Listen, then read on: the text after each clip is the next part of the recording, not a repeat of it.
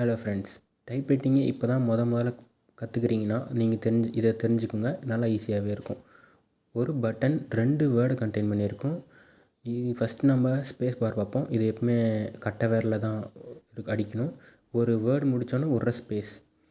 அடுத்து நம்ம என்ன தெரிஞ்சுக்கணும்னா, லெட்டர் கீழே இருக்க லெட்டர் நீங்கள் நார்மலாக டைப் பண்ணும் போதே வந்துடும். அது ஒவ்வொரு வேர்டுக்கும் ஒவ்வொரு ஃபிங்கர்ஸ் யூஸ் பண்ணணும். ஃபஸ்ட்டு நானும் டைப் பண்ணும் போது வந்துடும். இப்போ எப்படி வரும்னா, ஷிஃப்ட் அமுத்தி முடிச்சுட்டு அமுத்தினீங்கன்னா வந்துடும். லெட்டர் டைப் பண்ணோன்னா ஷிஃப்ட்டை ரிலீஸ் பண்ணிடணும். அடுத்து நம்ம என்ன தெரிஞ்சுக்கணுன்னா, மேலே எல்லாமே 1 2 3 அதெல்லாம் இருக்குது, உங்களுக்கே தெரியும். அப்புறம் அதுக்கு மேலே சில வேர்ட்ஸ் இருக்கும்.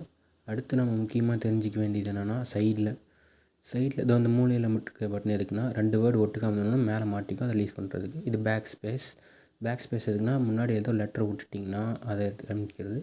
அப்புறம் இந்த மைனஸ் ப்ளஸ் இது நான் அப்புறம் சொல்கிறேன். அடுத்து நம்ம தெரிஞ்சிக்க வேண்டியது இந்த லைன் ஸ்பேஸ் எதுக்குன்னா, ஒரு லைனுக்கு அப்புறம் எவ்வளோ ஸ்பேஸ் இருக்கணும் அப்படின்னு செட் பண்ணுறது. இது 1 1 2 இது மாதிரி இருக்கும். நம்ம செட் பண்ணிக்கலாம். அடுத்து இந்த பட்டன் எதுக்குன்னா, இந்த லெட்டரோட எண்டுக்கு வரத்துக்கு. அப்புறம் இந்த ப்ளஸ் மைனஸ் செட் பண்ணிவிட்டு இந்த லெட்டரை அமுத்தினீங்கன்னா அப்புறம் திருப்பி ஃபஸ்ட்லேருந்தே வரும்.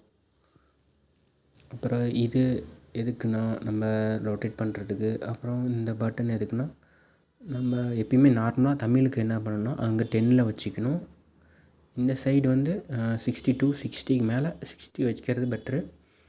60 மேலேயும் வச்சுக்கலாம்.